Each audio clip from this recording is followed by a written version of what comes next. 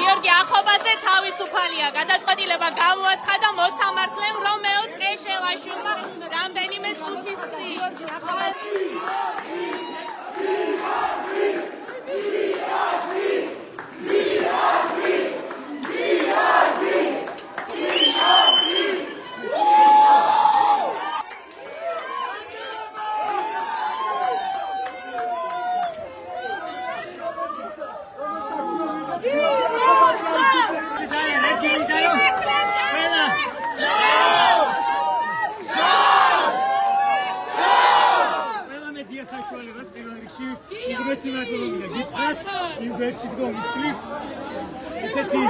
Მეტალური გაშუქებისთვის და